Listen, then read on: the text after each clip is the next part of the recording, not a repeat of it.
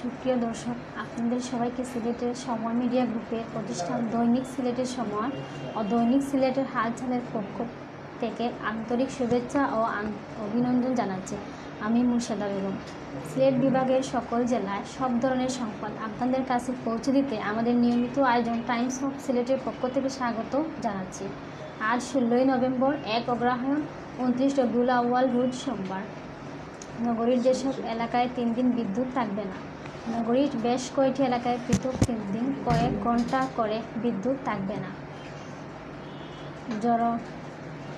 উন্নয়ন কাজের জন্য জনশক্তি উন্নয়নের কাজের জন্য বিদ্যুৎ উন্নয়ন বোর্ড সিলেট দপ্তরের নিয়ন্ত্রণাধীন কেবি 11 বুরহানুদ্দিন ফিডারের অন্তর্ভুক্ত এলাকাগুলোতে এই 3 দিন নির্দিষ্ট কয়েক ঘন্টা বিদ্যুৎ সরবরাহ বন্ধ থাকবে। আজ সিলেট বিউব বিক্রয় ও বিতরণ বিভাগ 2-এর নির্বাহী প্রকৌশলী এক বিজ্ঞপ্তিতে জানান, কাল 17 নভেম্বর মঙ্গলবার সকাল 9টা থেকে 10টা পর্যন্ত এবং বিকাল 3টা থেকে 4টা পর্যন্ত এই 2 ঘন্টা নগরীর কুশিঘাট, মিরাপাড়া, শাপলাবাগ, মুক্তিরচক, কল্যাণপুর, টিলাগড়, টুলুটিকর, মীরের চক, মুরাদপুর, পীরের চক, gas office, customs office, Mehendibag, Burhanuddin Mazar road, Shahpuran থানা, সাদাটিকর, সাদিপুর 2, সোনাপুর, মুরাদপুর বাইপাস, কাঁচালঙ্কা, নয়াবস্তি ও আশপাশ এলাকায় বিদ্যুৎ থাকবে না।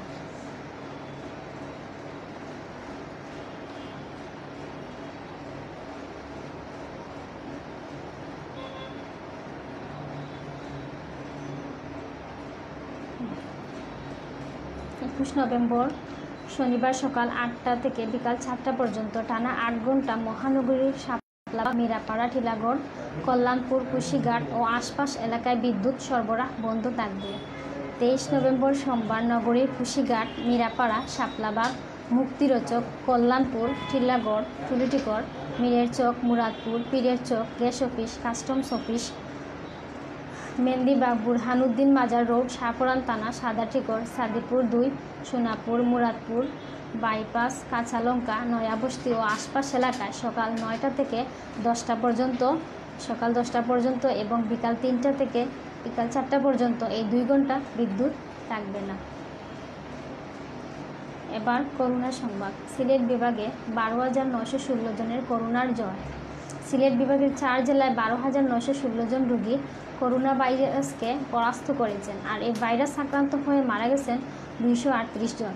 করোনার ছবলে মোট আক্রান্ত হয়েছেন 14,194 জন। সিলেট বিভাগীয় স্বাস্থ্য কার্যালয় থেকে আজ সকালে গণমাধ্যম পাঠানো এক সংবাদ বিজ্ঞপ্তিতে এ তথ্য জানা গেছে। ওই বিজ্ঞপ্তির সূত্র অনুযায়ী করোনা ভাইরাসে বিভাগ জুড়ে মোট 14,194 জন। আক্রান্তের মধ্যে সিলেট জেলায় 8,075 জন, সুনামগঞ্জে 2,434 জন, হবিগঞ্জে 1,871 জন ও মৌলভীবাজারে 1,812 জন।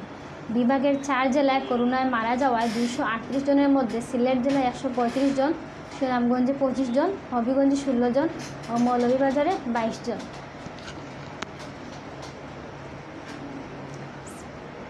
সিনিয়র এএসপি আনিসুলের হত্যাকারীদের শাস্তির দাবিতে সিলেটে মানববন্ধন। জাহাঙ্গীরনগর বিশ্ববিদ্যালয়ের সাবেক শিক্ষার্থী ও Bangladesh police senior ASP Anisul Karim শিপনের হত্যাকাণ্ডে জড়িত খুনিদের দৃষ্টান্তমূলক শাস্তির দাবিতে জাহাঙ্গীরনগর বিশ্ববিদ্যালয়ের সাবেক ও বর্তমান শিক্ষার্থীবৃন্দ সিলেটের উদ্যোগে এক মানববন্ধন অনুষ্ঠিত হয়েছে। আজ কেন্দ্রীয় শহীদ মিনার প্রাঙ্গণে এই মানববন্ধন অনুষ্ঠিত হয়। প্রিয় দর্শক, এবার অতিথিদের নিয়ে আমাদের নিয়মিত আয়োজন। আজকের অতিথি সিলেট চেম্বার অফ কমার্সের পরিচালক ও কুশিয়ারা কনভেনশন হলের স্বত্বাধিকারী হুমায়ুন আহমেদ। এই পর্বটি উপস্থাপন করবেন সহকর্মী নুরুল ইসলাম।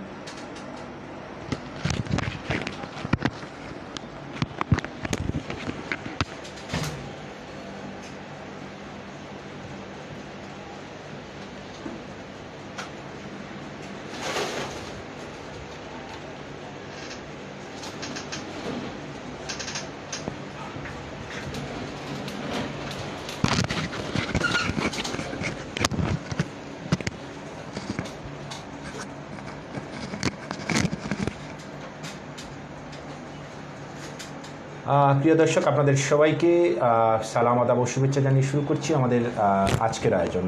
আশা করি সবাই ভালো আছেন, সুস্থ আছেন। আমরা আপনাদের সবসময় সিলেটের অত্যন্ত গুরুত্বপূর্ণ সংবাদ এবং নতুন কোনো অতিথিদের সাথে পরিচয় করিয়ে দিচ্ছি। প্রত্যেক দিন কোনো না কোনোভাবে নতুন কোনো অতিথির বক্তব্য, তার অভিমতকে আপনাদের কাছে তুলে ধরার চেষ্টা করছি। আশা করছি অনুষ্ঠানের শেষ পর্যন্ত আমাদের সঙ্গে থাকবেন। আমরা আজকে আমন্ত্রণ জানিয়েছি স্টুডিওতে আপনাদের সবার অত্যন্ত জনপ্রিয় তরুণ ব্যবসায়ী, যিনি সিলেট বিগত চেম্বার নির্বাচনে একটি চমক দেখিয়েছিলেন। সেই চমক পূর্ণ বিজনেসম্যানকে আমরা সিলেটে আমন্ত্রণ জানিয়েছি এবং সেই তরুণ বিজনেস কোয়ালিটি হিসাবে যিনি আইডল হিসাবে কাজ করছেন সিলেটে এবং তরুণদের নিয়ে কাজ করছেন, আমরা আমন্ত্রণ জানিয়েছি সিলেটের অত্যন্ত জনপ্রিয় ব্যবসায়ীদের প্রতিনিধির সংগঠন সিলেট চেম্বার অফ কমার্সের সম্মানিত পরিচালক, সিলেটের অত্যন্ত জনপ্রিয় কনভেনশন হল, যেটি এই কনভেনশন হল সমগ্র সিলেটে নয় সমগ্র দেশ জুড়ে আলোচনায় রয়েছে এবং দেশ জুড়ে এটি নিয়ে আলোচনা হচ্ছে এবং ব্যতিক্রমী একটি জিনিস দক্ষিণ সুরমায় করে বিশেষ করে দক্ষিণ সুরমাবাসীকে, সিলেটবাসীকে গর্বিত করেছেন। জনাব হুমায়ুন আহমেদকে আমন্ত্রণ জানিয়েছি, যিনি কুশিয়ারা কনভেনশন হলের সম্মানিত স্বত্বাধিকারী। জনাব হুমায়ুন আহমেদ, আপনাকে স্বাগত জানাচ্ছি আমাদের স্টুডিওতে এবং আমাদের স্টুডিওতে আপনি কষ্ট করে আসার জন্য এবং আমাদেরকে সময় দেওয়ার জন্য আপনাকে ধন্যবাদ জানাচ্ছি। ধন্যবাদ। আসসালামু আলাইকুম। আজকে আপনাদের সিলেটের হালচাল এবং সিলেটের সময়ের পক্ষ থেকে আমাকে এই জায়গায় আপনারা দাওয়াত করায় আমি আসলে নিজেকে গর্বিত মনে করছি। আপনাদের যে সিলেটের হালচাল এবং সিলেটের সময়কে ধন্যবাদ আসলে এই জন্য যে এই ধরনের সুন্দর একটা পরিবেশে সংবাদ পরিবেশন এবং সিলেটের বর্তমান সময় নিয়ে সব কিছু নিয়ে সমাজকে ভালো কিছু দেওয়ার চিন্তা করছেন। এটা আসলে একটা আমাদের সিলেটের জন্য একটা ভালো কাজ। জনাব হুমায়ুন আহমেদ, আমরা একটু আলোচনায় আসতে চাই। প্রথমেই আপনার কাছে জানতে চাই, এই করোনা প্রাদুর্ভাব চলছে দীর্ঘকালীন সময়, আমরা দেখেছি এই করোনা প্রাদুর্ভাব চলাকালীন সময় আপনি বিশেষ করে আপনার পক্ষ থেকে, সিলেট চেম্বারের পক্ষ থেকে এবং আপনার ব্যক্তিগত পক্ষ থেকে এবং আপনি একজন ক্রীড়াপ্রেমী মানুষ, দীর্ঘদিন যাবৎ ক্রীড়াঙ্গনের সাথেও জড়িত। দক্ষিণ সুরমা, শুধু দক্ষিণ সুরমা নয়, সিলেট ক্রীড়াঙ্গনকে এগিয়ে নিতেও আপনি কাজ করছেন বিভিন্ন স্পোর্টস সংগঠনের মাধ্য দিয়ে আমরা দেখছি। আমরা একটু জানতে চাই, এই সময় মুহূর্তে আপনার ব্যবসায়ীরা কেমন আছেন, আপনি কেমন আছেন, আপনার ব্যবসায়ের অবস্থা কেমন আছে? দীর্ঘ সময় করোনা প্রাদুর্ভাব চলছে, আপনি এই করোনা প্রাদুর্ভাবের মধ্য দিয়েও ব্যবসায়ীর অবস্থা অস্থিতিশীল থাকার পরও আপনি মানুষের সংস্পর্শে গিয়ে মানুষের সাহায্য সহযোগিতা করছেন, যেটি আমরা বিভিন্ন সামাজিক যোগাযোগ মাধ্যমে অবলোকন করেছি। সব মিলিয়ে আপনি কেমন আছেন, আপনার ব্যবসার অবস্থা কেমন আছে, আপনার ব্যবসায়ী সহকর্মীরা কেমন আছে, এই বিষয়ে যদি আমাদের দর্শকদের উপস্থাপন। ধন্যবাদ। আসলে এই করোনার পরে আমাদের যতগুলা যে সেক্টরে বিজনেসম্যানরা আছেন বা ব্যবসায়ীরা আছেন, আসলে করোনাকালীন সময়ে যে একটা প্যান্ডামিক গেছে, এই সময় সব ধরনের ব্যবসায় খুব বড় ধরনের দোষ নামছে। তো এই দোষ থেকে আসলে উঠতে হলে আমাদের যারা ব্যবসায়ীরা সবাইকে অনেক ধরনের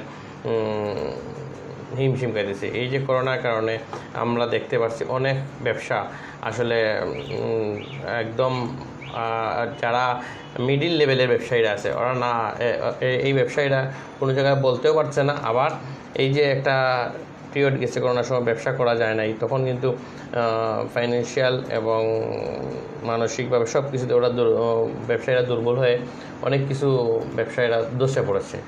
এই সময় আমরা যে ধরনের সরকারের পক্ষ থেকে যে ধরনের বিভিন্ন ধরনের আসছে, প্রণোদনা আসছে, যেগুলো পাইছি এগুলো আসলে যতটুকু পাইছি এর জন্য সরকার মহোদয়কে ধন্যবাদ। কিন্তু তারপরেও এর থেকে আরও বেশি পাওয়া দরকার, কারণ সবগুলো ব্যবসাতে অনেক বড় বড় বিজনেসম্যানরা অনেক বড় ধরনের হোঁচট খাইছে। মিডিল লেভেল যার যার পজিশন থেকে যার যার মতো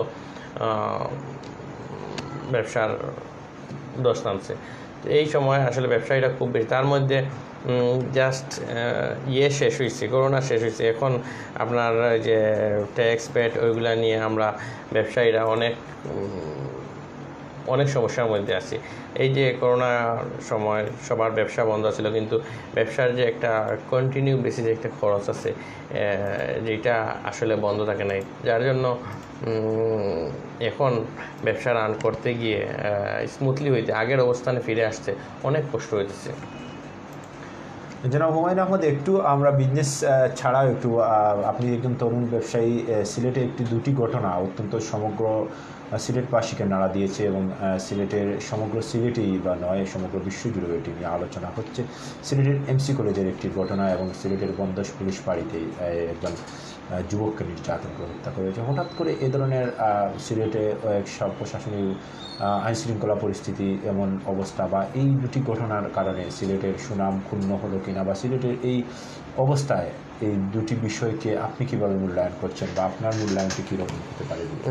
এই দুটি ঘটনা আসলে আমাদের সিলেটের জন্য একটা লজ্জাজনক। তারপরেও যে ঘটনার জন্য আমরা আমাদের সিলেটের জনগণ সবাই এইটার প্রতি আসলে নিন্দা জানিয়ে এই অবস্থা এর জন্য আমরা সিলেটবাসী এই ধরনের ঘটনা যাতে আমরা সিলেটে আর না দেখি, এইটাই আমাদের প্রত্যাশা। কারণ আমরা পবিত্র নগরী, আমরা এই ধরনের খারাপ কাজ যাতে আমাদের সিলেটে আর না হয়, এটাই আমাদের প্রত্যাশা। এবং বিশেষ করে আমাদের যারা ব্যবসায়ীরা আছেন সবাই আমরা এটা নিয়ে চেম্বারের পক্ষ থেকে এই ধরনের ঘটনার জন্য আসলে নিন্দা জানানো হয়েছে।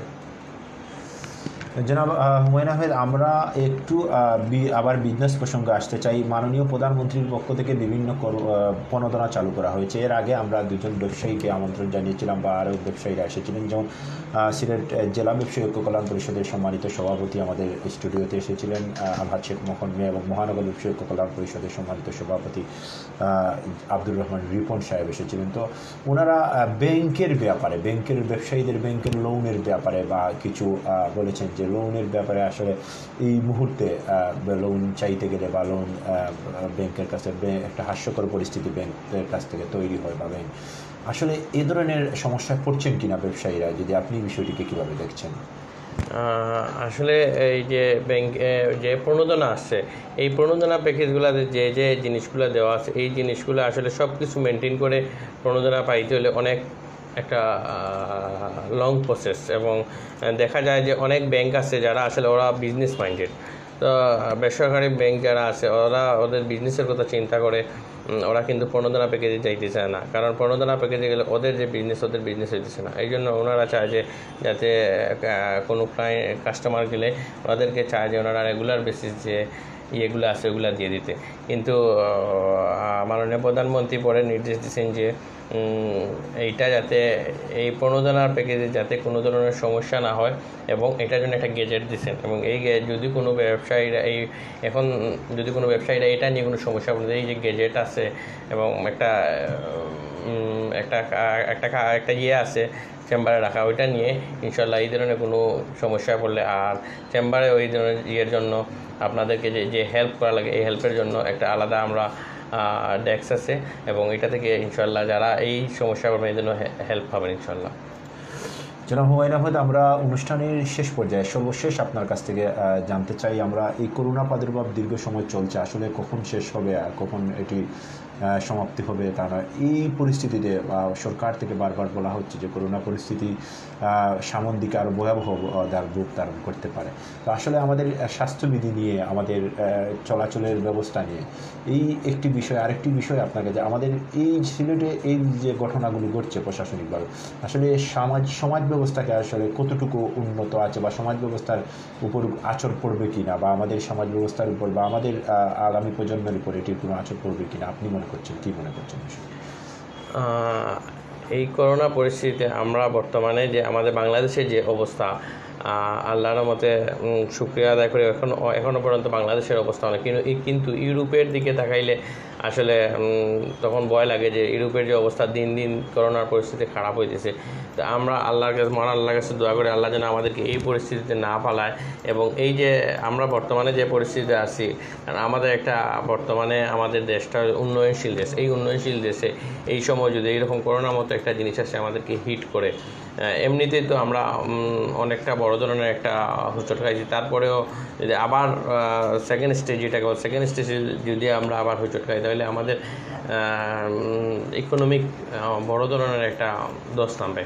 তো মহান আল্লাহ রব্বুল আলমিনের কাছে দোয়া করি যেন আমরা এই সময় তা আমাদের উপর থেকে অন্তত করোনার যে ইয়েগুলো আছে এগুলা থেকে আল্লাহ আমাদেরকে হেফাজত করেন, এবং সবাই যদি আমরা সামাজিক যে ডিস্টেন্স আছে ওইটা আসলে বড় কথা না, ওই যে সরকারের নির্দেশ বা এটা আসলে আমার নিজের জন্য অন্তত, এবং আমি আমার ফ্যামিলির জন্য, আমার জাতির জন্য, সবার জন্য যদি আমি চিন্তা করি, তাহলে আমার নিয়ম হলো এই যে ডিস্টেন্স বা যে নিয়ম নীতি আছে ওগুলো মেনে চলা। এইগুলো যদি আমরা মেনে চলি তাহলে এটা দেখবেন শুধু যে নিজের জন্য বলতে পারি না, টোটাল আমরা আমি আমার জন্য, আমার ফ্যামিলির জন্য, আমার জাতির জন্য, আমার সমাজের জন্য, সব কিছুর জন্য এটা আমি করলে ইনশাল্লাহ আমরা এটার বেনিফিট পাবো। এবং এই সময় যে আমরা লকডাউনে পড়ি নাই, আমরা কোনো কিছুতে পড়ি নাই, এইভাবে চলতে পারলে, এবং আমার মনে হয় আমরা বাঙালি যাতে এটা যতটুকু মানতে পারছি, এবং আরও চেষ্টা করব সবাই মিলে যাতে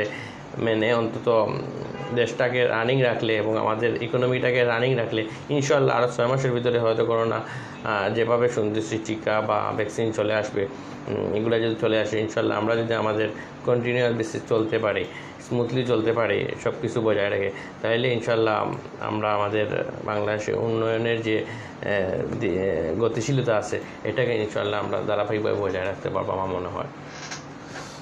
প্রিয় দর্শক, আমরা কথা বলছিলাম তরুণ ব্যবসায়ী জনাব হুমায়ুন আহমেদের সাথে। আমরা কথা শুনছিলাম তার এবং ব্যবসায়ীদের নিয়ে এবং তার ব্যক্তিগত অভিমতটি এবং করোনা। জনাব হুমায়ুন আহমেদ করোনা প্রাদুর্ভাব চলাকালীন সময়ে মানুষের সহযোগিতা বা মানুষের সাহায্য সহযোগিতা হাত প্রসারিত করেছেন নিজের পক্ষ থেকে, এবং সিলেট চেম্বারের পক্ষ থেকে অনেক কার্যক্রম অব্যাহত রাখা হয়েছে। আমরা জনাব হুমায়ুন আহমেদকে তার অত্যন্ত ব্যস্ত সময়ের মধ্যে দিয়ে আমাদেরকে সময় দেওয়ার জন্য এবং আমাদের স্টুডিওতে আসার জন্য আমরা দৈনিক সিলেটের সময় এবং দৈনিক সিলেটের হালচালের পক্ষ থেকে আন্তরিক শুভেচ্ছা জানাচ্ছি এবং কৃতজ্ঞতা প্রকাশ করছি, এবং আশা করছি সবসময় আমাদের পাশে পাবো। ধন্যবাদ আপনাদেরকে আমাকে এই জায়গায় আনার জন্য। প্রিয় দর্শক, আমরা সব সময় আপনাদেরকে বলি সরকারের স্বাস্থ্যবিধি মেনে চলুন, নিজে নিরাপদ থাকুন, আপনার পরিবারকে নিরাপদ রাখুন, আপনার সমাজকে নিরাপদ রাখুন।